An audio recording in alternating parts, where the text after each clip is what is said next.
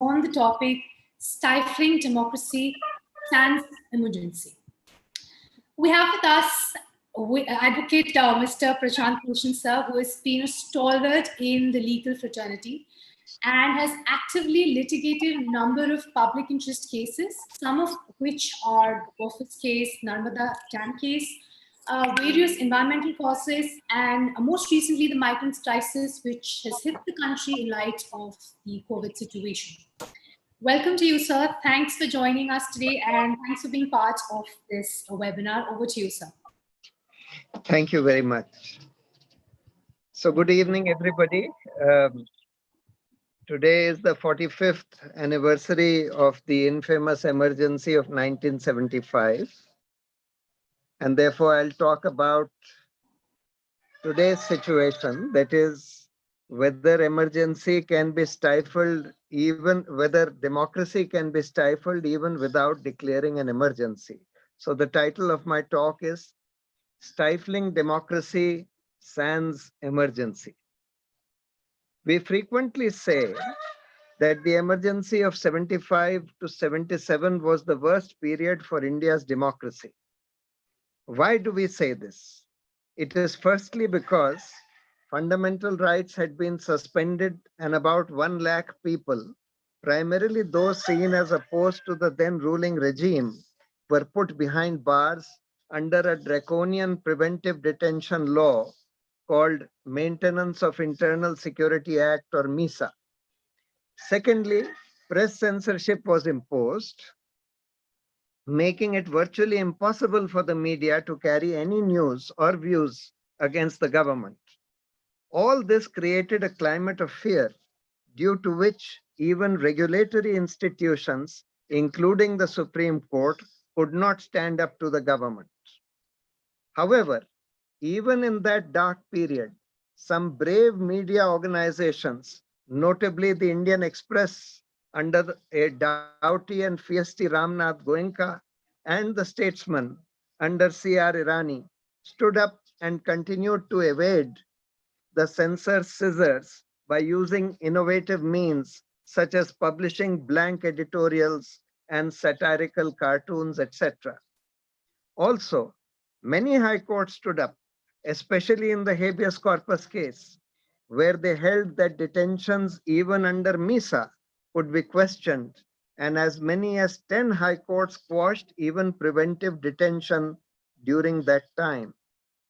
This despite the fact that judges who were delivering those judgments knew that they were at risk of being vindictively transferred, and many of them in fact were transferred after those judgments. Ultimately, Mrs. Gandhi, who had imposed the emergency after the setting aside of her election by the Allahabad High Court for corrupt practices, revoked the emergency 19 months later, perhaps owing to international pressure and the battering that her image had taken, especially in the international arena.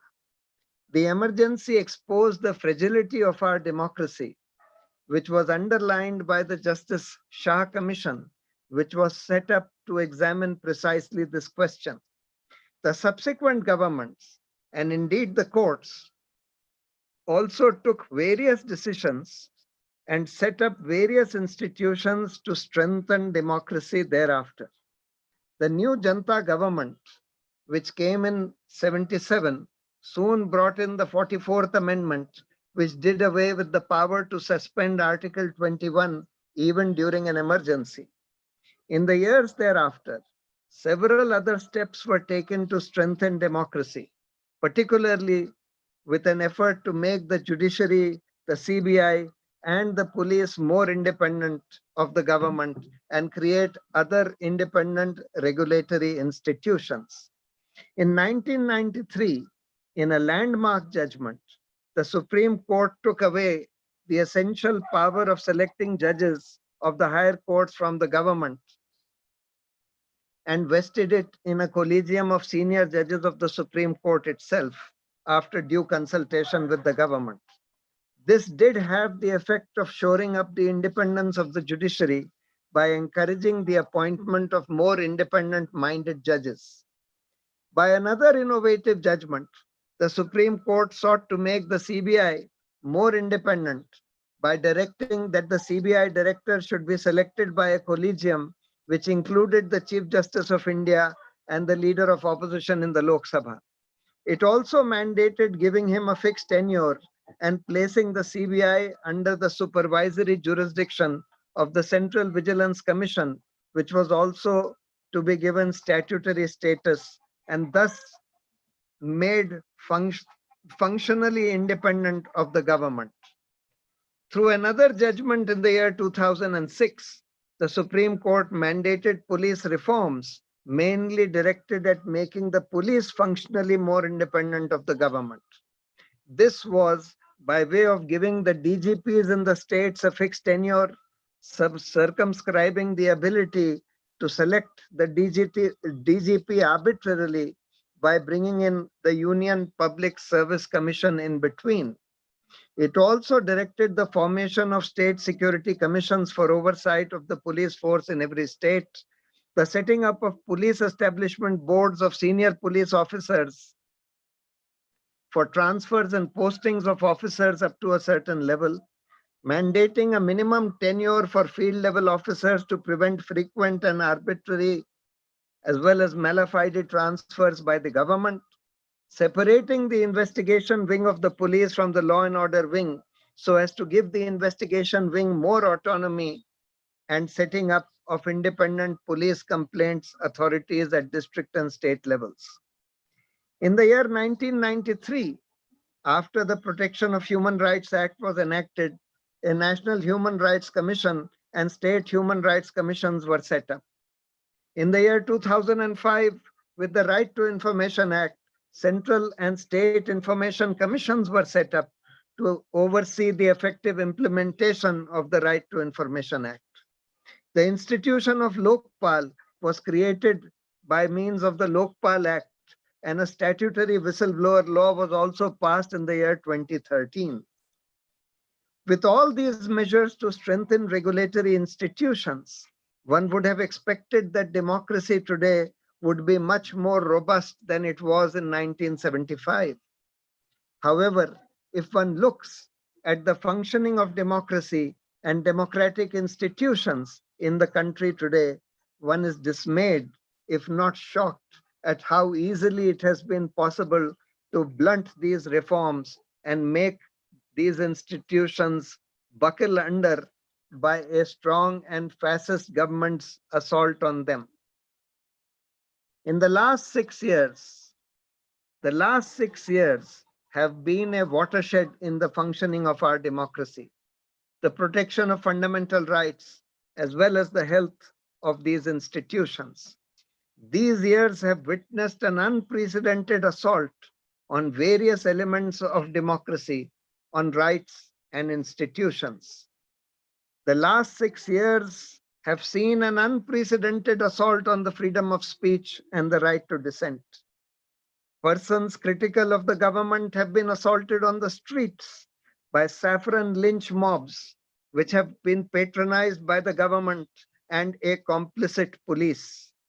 In many cases, people have been charged with sedition, despite the fact that the Supreme Court had injuncted the use of this law for a situation where there is no incitement to violence or public disorder.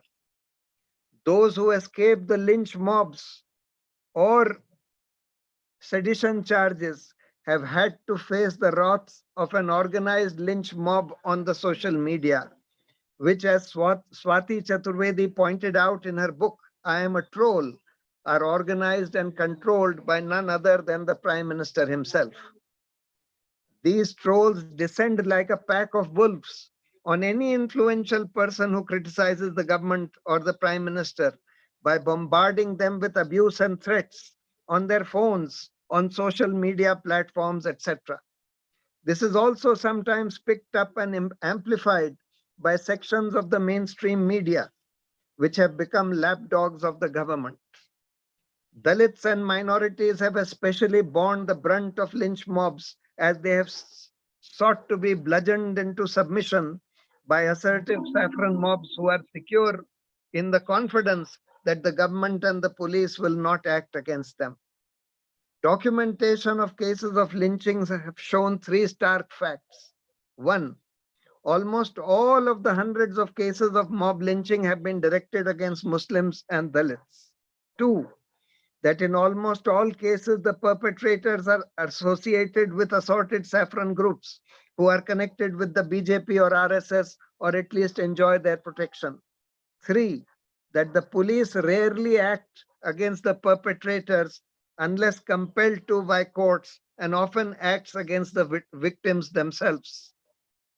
False information or fake news, which is designed to generate hate against Muslims in particular, is being generated and spread on a mammoth scale by the social media organization affiliated with the BJP and its assorted lapdog and media portals.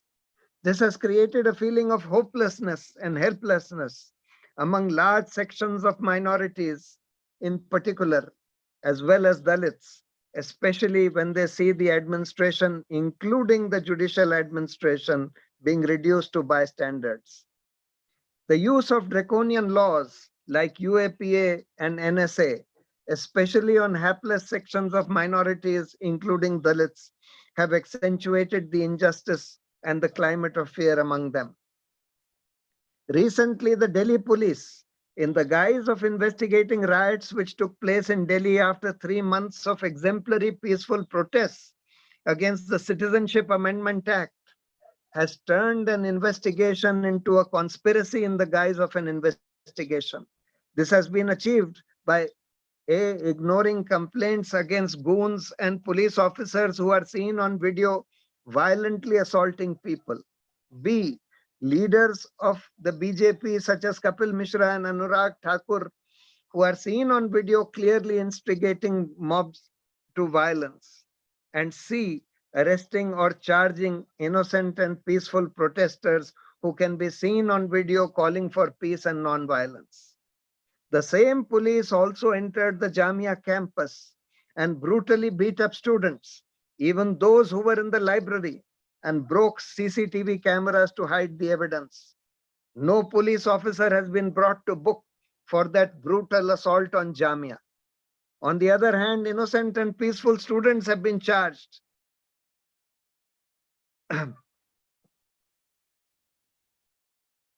Under the draconian UAPA. On 5th January, a mob of armed goons was allowed to enter Jawaharlal Nehru University under the gaze of the Delhi police. They went on a rampage, beating up students and teachers inside the campus. Yet, despite many of them being identified on video, no action has been taken against them or against the police officers who virtually escorted them in and out of the campus. Unfortunately, all these egregious assaults on civil rights have been allowed to go through without any accountability under the benign gaze of the Supreme Court, the High Court, and the National Human Rights Commission. The condition of the poor and marginalized has become even more helpless, with massive unemployment and job loss in the last 6 years, and increasing agrarian distress in which agriculture has become a losing proposition, and thousands of farmers are being forced to commit suicide every month. India continues to steadily plummet on the Human Development Index, as well as other indices designed to measure the well-being of our society. Economic distress has been hugely aggravated by an unplanned brutal lockdown due to the COVID crisis. It has led to the loss of more than 10 crore jobs and enormous consequent economic distress. All this has led to the degradation of human rights as well as the degradation of democracy in the country. The most serious and long-lasting assault on our republic has, however, been on account of the assault on our institutions. These include constitutional bodies like the judiciary, the Election Commission, the CAG, as well as statutory bodies like the CBC, the CBI, Lokpal, and also universities and other educational institutions and bodies. There has been a concerted attempt by this government to erode the independence of the judiciary, some of which has clearly succeeded. Even after the attempt to bring back the executive into the role of selecting judges through the Judicial Appointments Commission was scuttled by the Supreme Court. We have seen this government brazenly scuttling appointment of judges recommended by the collegium by just sitting on those names that it finds inconvenient, and in particular, recommendations of judges from minority communities have borne the brunt of this assault by the government. Apart from sitting for years on hundreds of recommendations, they have refused to appoint inconvenient judges whose appointments have been reiterated repeatedly by the Supreme Court collegium in gross violation of the law. The assault on the judiciary has led to the Supreme Court having virtually collapsed in refusing to act as the guardian of the Constitution and the custodian of fundamental rights of the people. Thus, habeas corpus petitions and the challenge to the lockdown and denial of internet in Kashmir were not heard for months, and even when heard, were just adjourned without any substantial relief. The Supreme Court also turned a deaf ear to the serious assault on Jamia and JNU. A new jurisprudence of sealed covers has been evolved to allow the court to accept and act upon unsigned notes handed over by the government to the court without even being shown to the opposite party, in gross violation of the principles of natural justice. This sealed cover jurisprudence has allowed the Supreme Court to put the lid on the case involving the mysterious death of Judge Loya, who was trying Amit Shah for conspiracy to murder. It also allowed them to put the lid on the Rafale defense scam.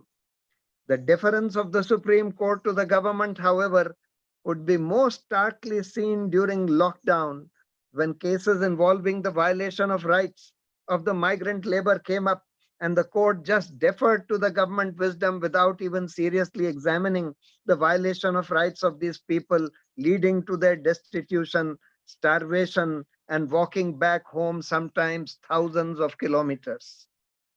In all these hearings, curiously, the Solicitor General Tushar Mehta, who has become the government's point man for all such politically sensitive cases, was allowed to be present, even without notice to the government or the filing of any caveat by the government, in gross violation of all Supreme Court rules.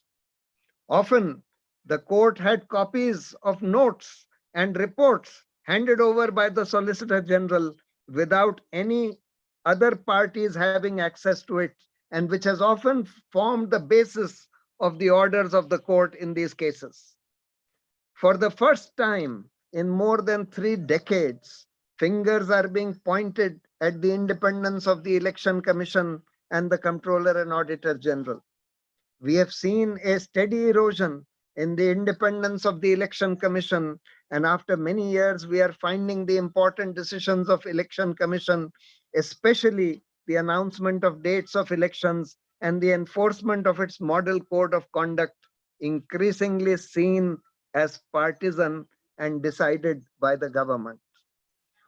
Officers from Gujarat, who are said to have been close to the Prime Minister and Amit Shah, have been appointed to the Election Commission, with the present Chief Election Commissioner not only being from Gujarat, but also one who figures in the radio tapes where he talks to her about an acquaintance who claims that he paid 9 crores to obtain a favorable judgment from the then Chief Justice of the Punjab and Haryana High Court. He was at that time heading Air India. That such a senior officer did not bother to report this serious corruption of justice to any authority, but quietly mentioned it in gossip with a corporate lobbyist, Neera Radia, speaks volumes about his character. It is because of the erosion of public confidence in the independence of the Election Commission that people have become very nervous about the integrity of electronic voting machines, and there is now, therefore, a persistent demand, especially by the opposition, to go back to paper ballots. Elections in the last 6 years are becoming increasingly influenced by money power. This is partly because the Election Commission has failed to enforce the limits on spending by political parties, but also because parties and candidates have begun to get unlimited amounts of money from their corporate cronies. Apart from not fixing limits for spending by political parties and not making laws to ensure that parties and candidates receive and spend money only through banking channels, cashless transactions which the Prime Minister wanted to impose on the country through demonetization, three retrograde changes in the law of election funding have increased the role of money power and the corporate hijacking of elections. The Foreign Contribution Regulation Act, which was brought primarily to prevent parties, candidates, and public servants from getting and being influenced by foreign funds, has now been amended to allow the receipt of foreign funds through corporate donations, which was earlier a maximum of 7.5% of corporate profits, has been removed to allow unlimited corporate funding. Worst of all, a new anonymous instrument of political funding has been introduced through the instrument which allow anonymous funding of political parties even through banking channels.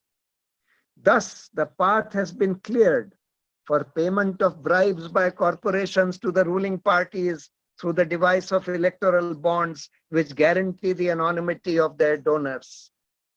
It is not surprising, therefore, that the BJP has received more than 90% of the thousands of crores of funding through electoral bonds in the last 3 years since they have been introduced. All of the above amendments of electoral funding have been achieved by the dubious device of smuggling amendments in through a finance bill, which avoids the amendments being taken to and voted in the Rajya Sabha, where the ruling party didn't have a majority.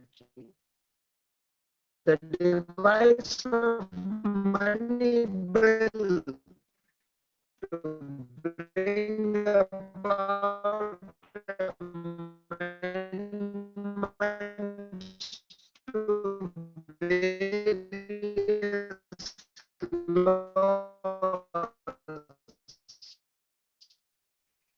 which have nothing to do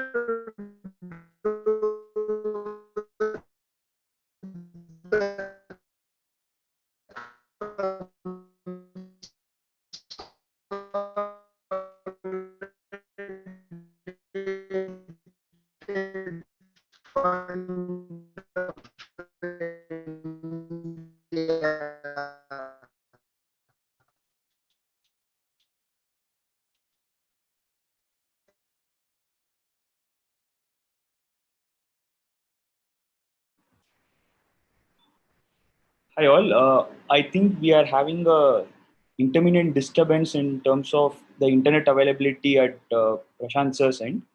We are trying to restart the webinar with a renewed connection. Please give us 5 minutes so that we will get back to you.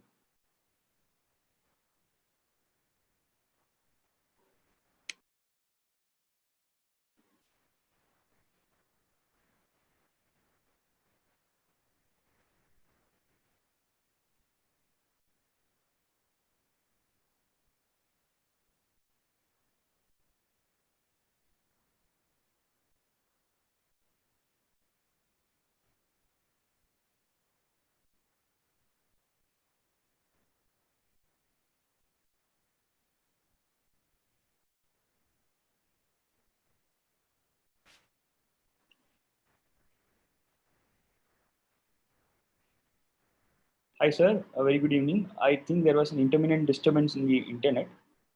Yeah, sorry. We Sorry, are back I'm sorry. on. No problem, sir. We are back on. Like we can continue, sir. Yeah. Thank you, sir. The institution of parliamentary committees has also been virtually done away with fewer and fewer laws, proposed laws being referred to them where healthy discussion and public consultation could take place.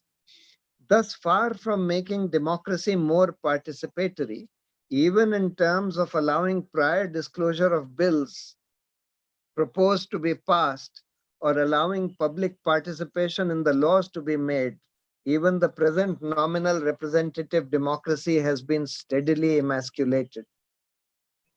In the audit of the Rafale contract, the government predicted in advance in a note given to the Supreme Court 3 months before the CAG report was finalized that the report would redact the details of pricing. This indeed happened 3 months later when the CAG report on the Rafale purchase was finalized and given to the PAC. The redaction of pricing details from a CAG report is not merely unprecedented, it is contrary to the CAG Act, which requires the entire report to be sent to be sent by the CAG to be sent to the PAC and tabled in Parliament. The fact that the government knew 3 months in advance that the CAG would bow to this illegal demand of the government to redact pricing details from its report demonstrates the extent to which the independence of the CAG has been compromised by the government.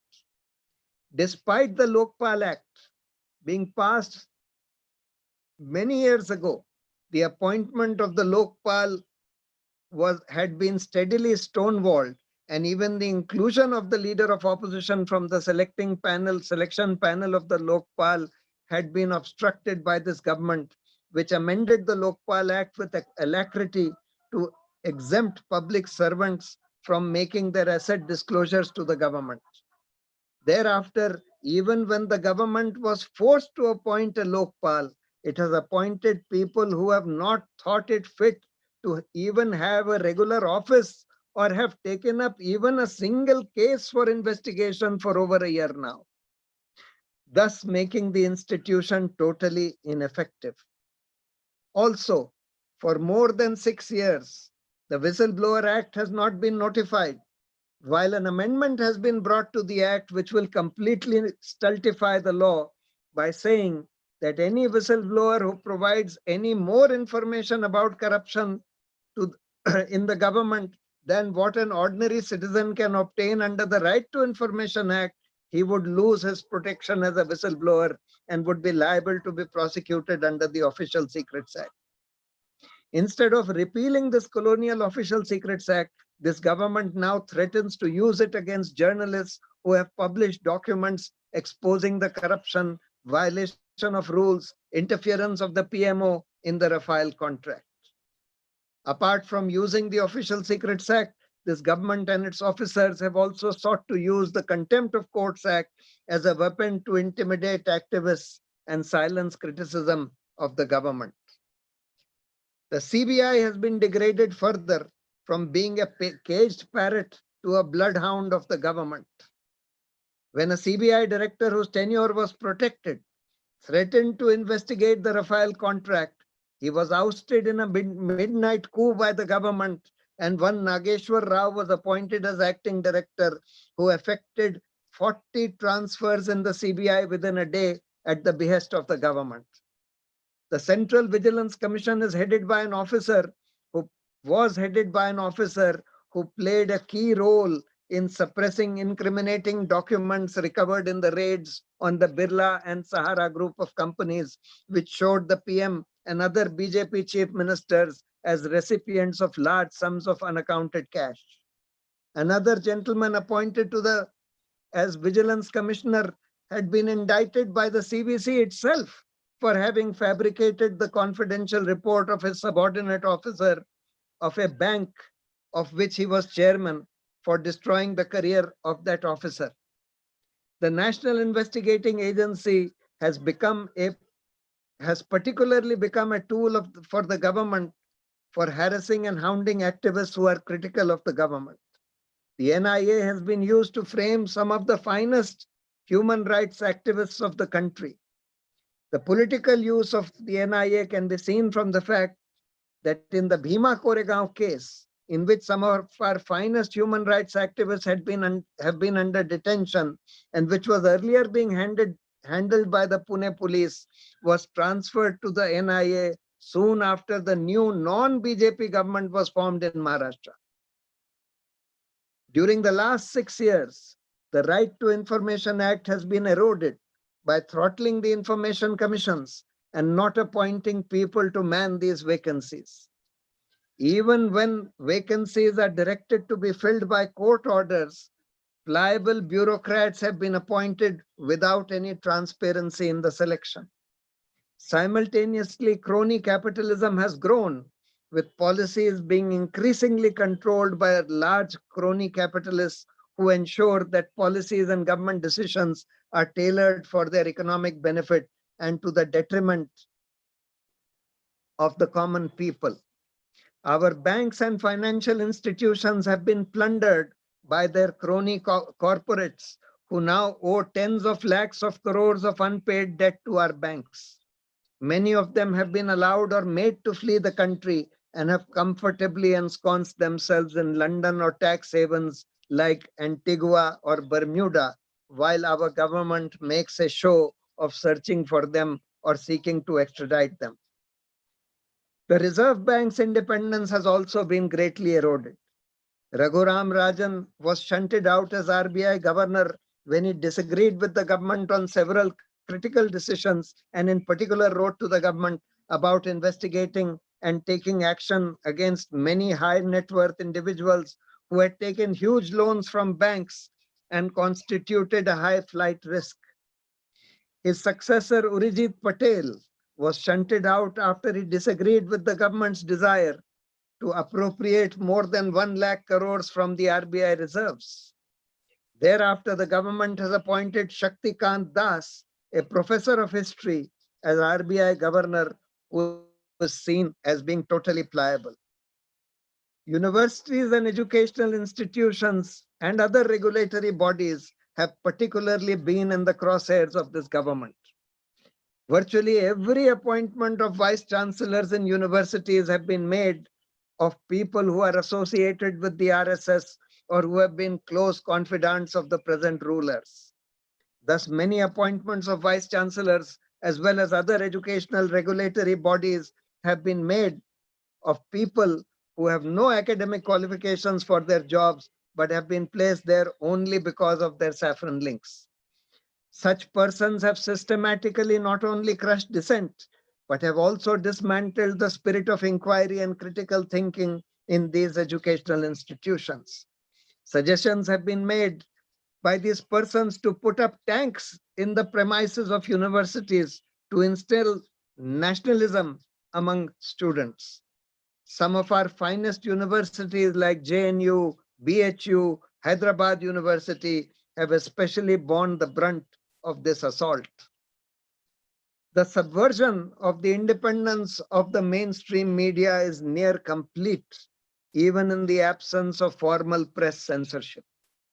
More than 90% of the mainstream media has been reduced to becoming a propaganda arm of the government, going to absurd lengths to justify actions of the government which are otherwise totally unjustifiable. Some examples of this have been the coverage of the disastrous decision for demonetization, the disastrous and brutal lockdown in the name of the COVID infection, as well as the government's response to China's incursions into Ladakh. Prime time debates on most TV channels are not very unsubtle or not very subtle attempts to fan anti-Muslim prejudice among people in line with the ruling party's agenda and its social media campaign.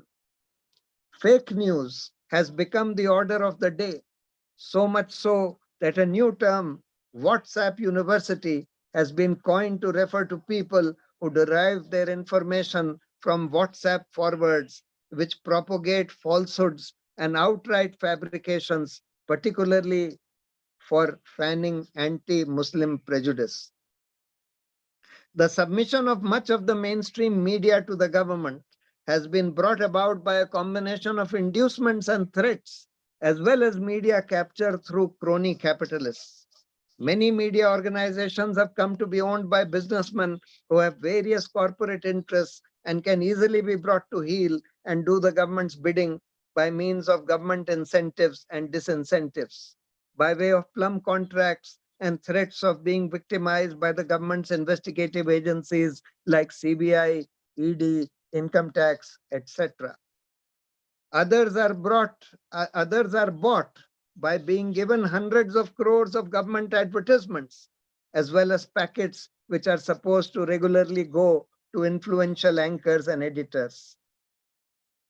Thus, there are only a few in the mainstream media who have refused to succumb to such inducements and threats or corporate capture by crony capitalists. Fortunately, however, the increasing use of smartphones and the growth of the social media and internet media have allowed some independent media to flourish on these platforms, which are more difficult for the government to control. However, the government still exercises some degree of control over them by threatening individual journalists and editors with FIRs of sedition, threatening and putting pressure on those few independent trusts that fund some of these internet media organizations, as well as by influencing and bringing to heel major social media platforms like Facebook, Twitter, Instagram, etc.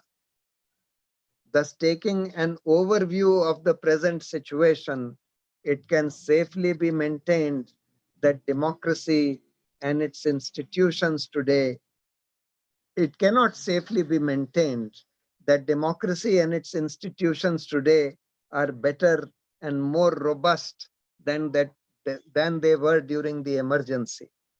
The gains made in the last 40 years after the emergency have been rapidly eroded by the assault on institutions and rights we have seen, particularly in the last 6 years. Thank you.